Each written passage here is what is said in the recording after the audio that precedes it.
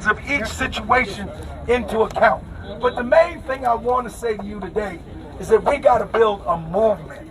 This means that you have to come back again and again and again. Not back here, per se, but back to the focus of struggle in your community. We have to build up a movement that's more powerful than the forces of oppression and reaction. And that's the task that you have today.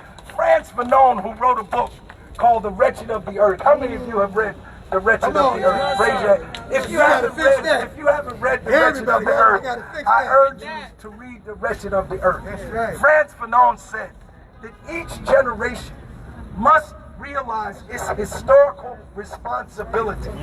They must fulfill it or betray it. And I ask you today to fulfill your historical responsibility, to build this movement against police brutality, make it a powerful movement. And then we're gonna, once we get strong enough, we're gonna go beyond police brutality. And we're gonna do, like Dr. King said, we're gonna bring about a radical redistribution of power and wealth in this society. We want to bring about a radical transformation of our socio-economic system. And I urge those of you today to read the speeches of Dr. Martin Luther King, not just the I Have a Dream speech, but you know, read the I Have a Dream speech, because in the I Have a Dream speech, Dr. King talks about police brutality. Did you know that? He talks about police brutality 3 times in that speech, because who were they struggling against in the South? Was it just the Ku Klux Klan? No. When you look at most of the pictures, it's the police holding in place the system of apartheid that existed in the South called Jim Crow. It was the police that put the dogs on us, the police that put the hoses on us, the police that beat us, the police that shot us, the police that killed us. The police were the shock troops to hold the system of racial segregation in place. And they play a similar role today, because although we have abolished the laws of racial segregation, the system of racial segregation continues to exist. The system of racial oppression continues to exist. In fact, when you look at all the indicators, black people are in worse shape today in the 21st century where we were in 1968 when Dr. King was assassinated. But this is why I urge you, and listen, read what they said toward the end of their lives.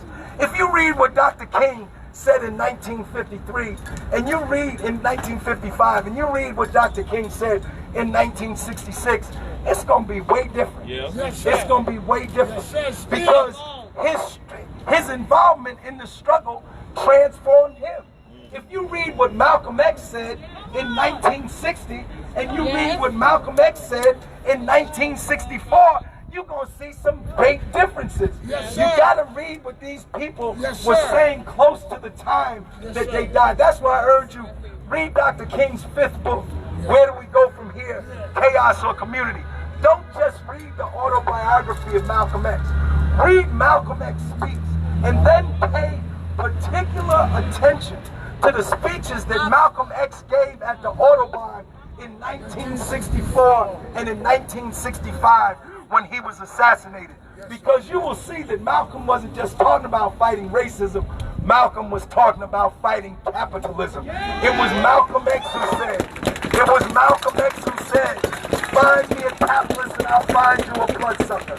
It was Malcolm X who said that capitalism cannot exist without racism. You have to understand that while we fight for these reforms, we understand that police brutality will not end until we change the system on which policing stands and in which policing protects. So study is important. But let me just say this, and I'll let y'all go, because I know y'all like this guy talk too long. But let me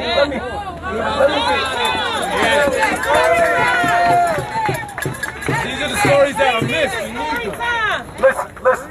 When you talk to people, and if they don't see it your way, don't try to beat them down with your words. Remember when you were unconscious. Today is probably the first demonstration for some of you And the second demonstration for most of you. Remember when you didn't demonstrate. You got woke. Remember, that's right. Remember before you got woke. Remember when you used to see us.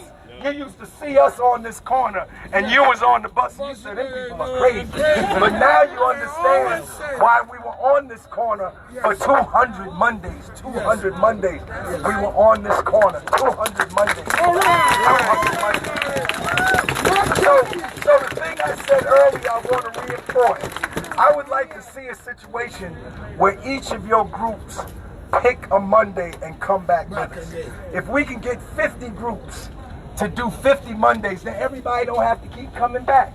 A different group of people can come back each time.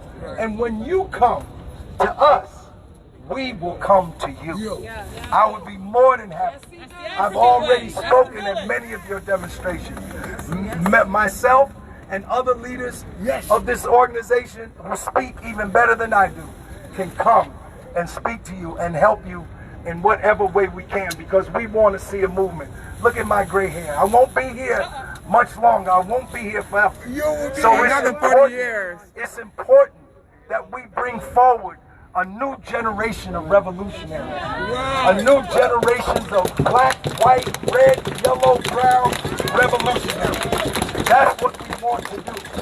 We want to bring you forward so you can build your part of the movement and build the whole movement and take our places when we're too old to come out here anymore. But I tell you, when I'm too old to walk and then I'm in the White House nursing home and I know that it's my last day, I want you to come there with a wheelchair, put my broke ass in the wheelchair, roll me down to wherever the picket line is, because I want to die on the battlefield. I want to die on the battlefield. We'll bring the picket line to you. All right. So we're going to wind it up now. Stay in touch. We're going to keep the word out. June 30th. June 30th, statewide march on Trenton. Power to the people!